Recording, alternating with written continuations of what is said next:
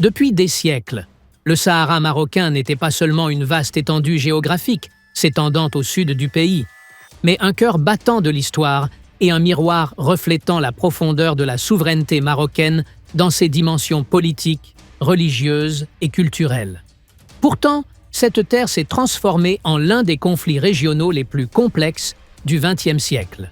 Un conflit où s'entremêlent des fils coloniaux, des convoitises géographiques et des illusions d'indépendance. Entre les traités coloniaux, la traditionnelle allégeance au trône alaouite, la marche verte et les résolutions du Conseil de sécurité, une longue bataille fait rage pour déterminer qui détient la légitimité historique et la réalité sur le terrain au Sahara. Un conflit qui ne se limite pas aux cartes et aux textes juridiques, mais qui s'enracine dans la conscience des peuples et s'entrecroise avec des alliances internationales, des démarches onusiennes et des paris régionaux complexes. Dans cette vidéo, nous plongerons dans les profondeurs de l'histoire et de la politique pour démêler les fils de ce conflit enchevêtré, depuis le Moyen-Âge jusqu'à la période coloniale, de la guerre des sables à la marche verte, en passant par les défis du présent et les questions de l'avenir. Alors, l'autonomie est-elle devenue la seule solution réaliste? Les référendums sont-ils réellement un rêve ajourné dans les tiroirs des Nations Unies? Ou bien le Sahara restera-t-il un champ ouvert à toutes les éventualités? Restez avec nous jusqu'à la fin et n'oubliez pas de nous soutenir en aimant la vidéo et en vous abonnant à la chaîne pour ne rien manquer.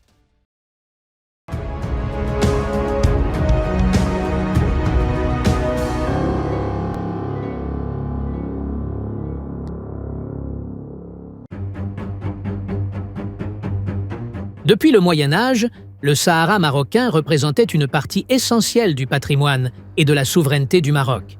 Et cette relation reste profondément enracinée dans l'histoire.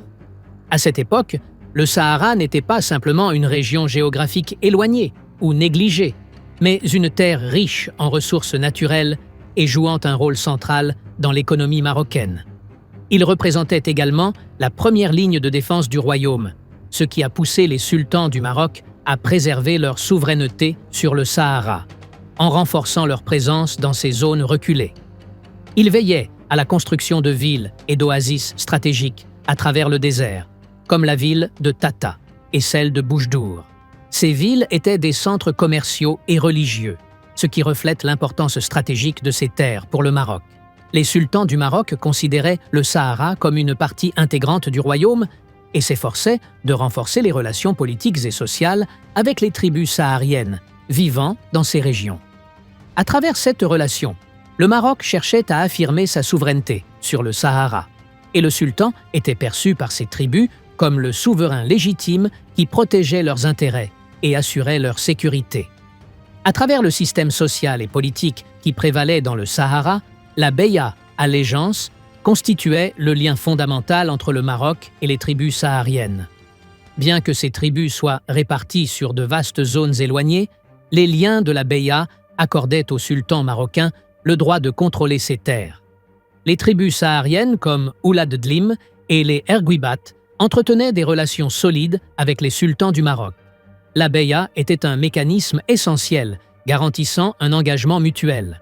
Le sultan s'engageait à protéger les intérêts sahariens et à assurer la sécurité, tandis que les tribus sahariennes offraient une loyauté totale au sultan et soutenaient son autorité dans la région. Ce système était considéré comme l'une des formes les plus nobles de communication entre le Maroc et le Sahara à travers les âges, illustrant clairement la profondeur historique du lien entre le royaume du Maroc et le Sahara. Au fil du temps, la relation entre le Maroc et le Sahara a constitué un modèle de coopération mutuelle et de cohésion sociale et politique, le Sahara représentant l'un des piliers fondamentaux de l'identité marocaine. À chaque étape de l'histoire, le Sahara a revêtu une grande importance stratégique pour le Maroc, tant par sa position géographique que par les ressources naturelles dont il regorgeait, comme le phosphate.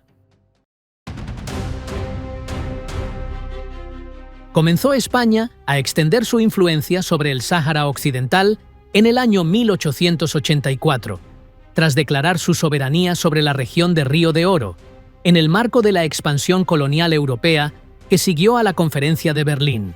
Esta presencia se consolidó gradualmente a través de acuerdos bilaterales con Francia, siendo el más destacado el Tratado de 1900 que delimitó las zonas de influencia y las fronteras coloniales en África Occidental.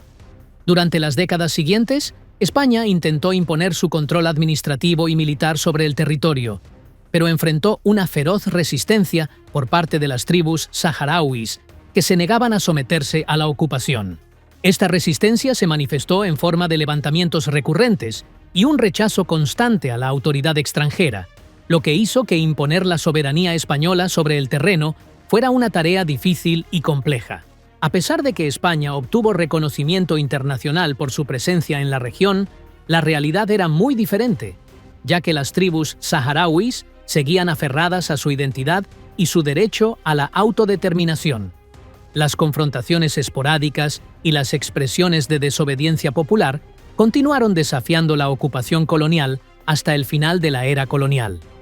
Si bien no se registró una participación saharaui directa en grandes batallas, como la de Anual en el norte de Marruecos en 1921, dicha batalla reflejó claramente el nivel de rechazo popular contra el colonialismo español en todo el país. En el Sáhara Occidental, la resistencia continuó de diversas formas y alcanzó su punto culminante en los años 70 con la aparición de movimientos organizados que buscaban poner fin a la ocupación, siendo el más destacado el Frente Polisario, fundado en 1973, que tomó las armas contra el colonizador español, exigiendo la independencia total del territorio. La presencia oficial española terminó en noviembre de 1975 mediante el Acuerdo Tripartito de Madrid, que transfirió la administración del territorio a Marruecos y Mauritania. Sin embargo, esta medida no resolvió la crisis, sino que marcó el inicio de un nuevo conflicto regional sobre el futuro del Sáhara, que continúa hasta hoy. Y tras la retirada de España del Sáhara Occidental en 1975, el territorio entró en una nueva fase del conflicto con dimensiones regionales e internacionales. Ese mismo año, Marruecos organizó la Marcha Verde, una gran movilización pacífica en la que participaron más de 350.000 marroquíes, con el objetivo de reafirmar la soberanía marroquí sobre los territorios saharauis, lo que representó un paso simbólico y estratégico que reconfiguró el equilibrio de poder sobre el terreno.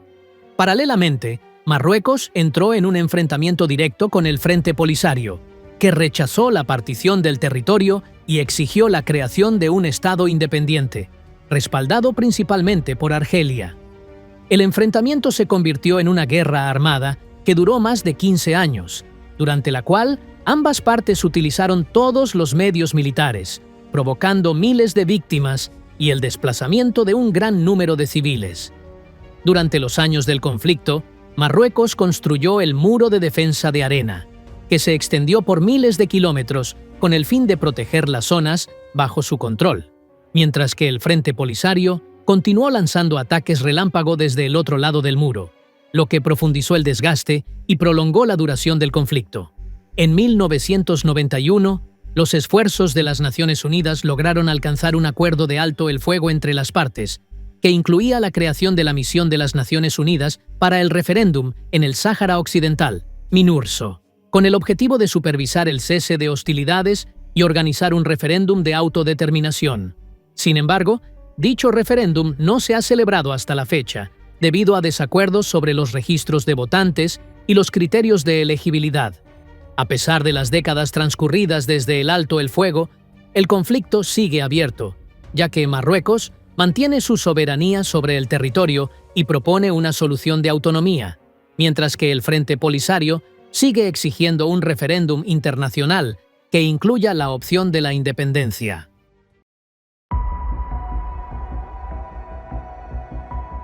Con el paso del tiempo, el referéndum de autodeterminación se convirtió en la piedra angular de los esfuerzos de las Naciones Unidas para resolver el conflicto.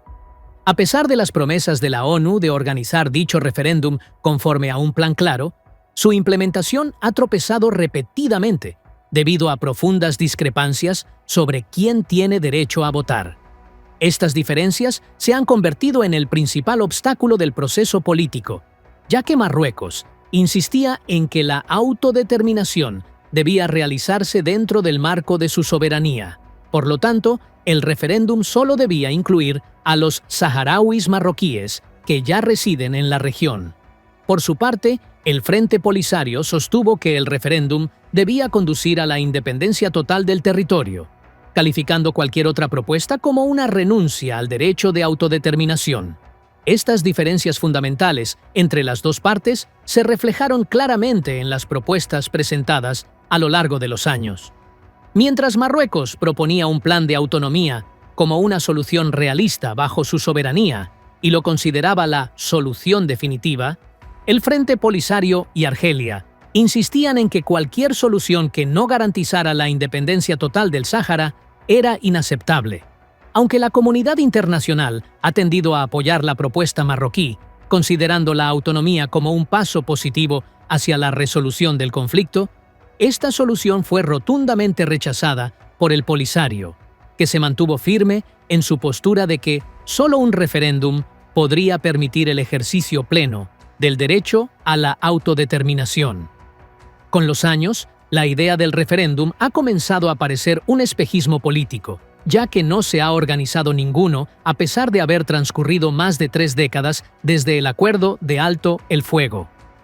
Hasta el día de hoy, la misión de la MINURSO sigue presente sobre el terreno en el Sáhara marroquí, pero el proceso del referéndum, que se suponía sería el pilar de la solución, aún no se ha ejecutado, y no hay perspectivas políticas claras sobre un posible acuerdo futuro. A pesar de las reiteradas garantías de las Naciones Unidas sobre la organización del referéndum, el conflicto sigue vigente debido a los desafíos jurídicos y políticos que rodean este proceso. En una etapa del conflicto, el secretario general de la ONU, Antonio Guterres, propuso una solución basada en la partición del territorio, pero dicha propuesta fue rotundamente rechazada tanto por Marruecos como por el Frente Polisario. Para Marruecos, la propuesta representaba una amenaza a la integridad de su territorio, ya que la división implicaba una violación de su soberanía sobre el Sáhara. Por su parte, el Polisario consideró que dicha propuesta ponía en peligro el sueño de independencia que ha perseguido desde el inicio del conflicto. Sin embargo, ante el estancamiento persistente del proceso del referéndum, surgieron nuevas propuestas. En este contexto, Marruecos presentó una solución alternativa basada en una autonomía amplia bajo su soberanía.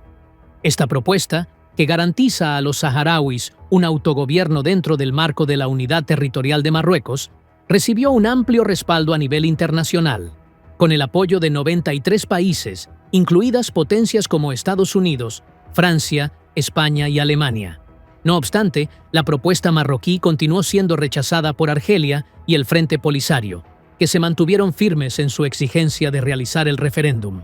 La negativa constante de Argelia y el Frente Polisario a aceptar la propuesta marroquí ha mantenido el conflicto del Sáhara en un punto muerto, pese a los esfuerzos continuos de la ONU y de diversos actores internacionales por encontrar una solución pacífica. El referéndum, que en el pasado fue considerado la solución ideal, hoy en día se percibe como un mecanismo que no logra generar consenso internacional, lo que ha devuelto el tema a la agenda global como un problema legal y político que requiere una reevaluación por parte de todos los actores implicados.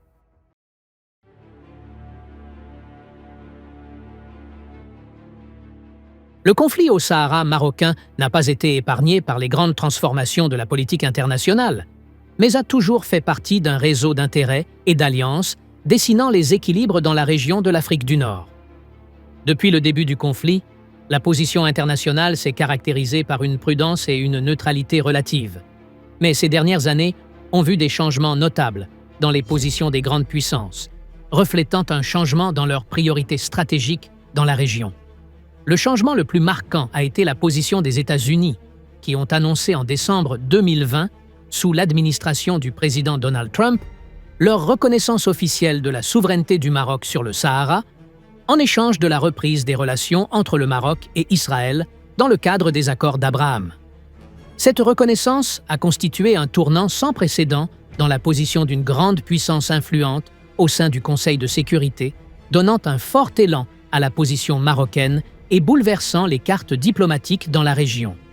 En contrepartie, la position de la France, bien qu'elle soutienne le Maroc depuis des décennies, est restée marquée par un langage diplomatique équilibré, tenant compte de ses relations avec le Maroc et l'Algérie. Avec l'intensification des tensions régionales, Paris a commencé à pencher plus clairement vers le soutien à la proposition marocaine d'autonomie, la considérant comme la solution la plus réaliste. Quant à l'Espagne, qui s'est toujours trouvée dans une position délicate en raison de son passé colonial au Sahara, elle a pris une position surprenante en 2022 en soutenant officiellement l'initiative d'autonomie, ce qui a provoqué une grave crise diplomatique avec l'Algérie à l'époque. Au niveau de l'Union européenne, on peut observer une reconnaissance implicite croissante de la souveraineté du Maroc sur le Sahara à travers la signature d'accords commerciaux et agricoles incluant les provinces sahariennes, ce qui a suscité des débats au sein de certaines institutions européennes, notamment au Parlement européen. Toutefois, la dimension pratique de ces accords reflète une acceptation croissante de la réalité sur le terrain. Quant à l'Algérie, principal soutien du Front Polisario, elle a œuvré à mobiliser le soutien au sein de l'Union africaine et dans certains forums internationaux en faveur du projet d'indépendance. Mais le recul de ce soutien dans certaines capitales africaines, ainsi que l'ouverture de plusieurs consulats à La Aïoun et Dakhla, a mis en évidence la perte de dynamisme diplomatique du camp séparatiste.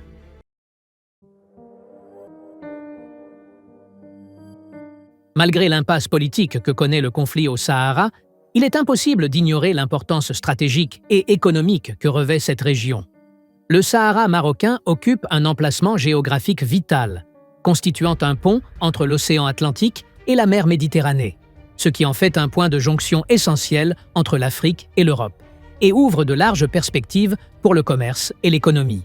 Outre son emplacement, le Sahara marocain est riche en ressources naturelles, ce qui en fait une région stratégique inestimable. Le phosphate, l'une des matières premières les plus importantes dans l'industrie chimique, y est présent en grande quantité, et la région contient également de l'uranium, une source d'énergie importante pour les industries nucléaires. Ces ressources font du Sahara une source économique vitale pour le Maroc. Mais l'importance du Sahara ne se limite pas aux ressources naturelles. Elle s'étend également aux activités maritimes essentielles à l'économie de la région. La pêche maritime, l'une des principales industries du Maroc, dépend fortement des eaux du Sahara marocain, notamment à Dakhla et La Aïoun, où les poissons constituent une ressource économique vitale pour l'économie locale. Par ailleurs, les projets d'énergie renouvelable figurent parmi les éléments majeurs contribuant au développement de la région. Récemment, des projets solaires ont émergé dans des régions comme La Aïoun et Dakhla, jouant un rôle clé dans la consolidation de la stabilité économique du Sahara. Le projet solaire Noor à La Aïoun, par exemple, est l'un des plus grands de la région, illustrant l'investissement marocain dans les énergies renouvelables et l'engagement vers un développement durable dans le Sahara. En conclusion, la question du Sahara marocain n'est pas simplement un conflit autour d'un territoire géographique, mais une affaire liée à l'identité nationale, aux droits culturels et à la souveraineté politique. Avec le temps, il devient clair que la solution au Sahara ne viendra peut-être pas par un référendum populaire comme cela avait été envisagé, mais plutôt par une solution réaliste, adaptée aux réalités actuelles et prenant en compte les intérêts de toutes les parties concernées.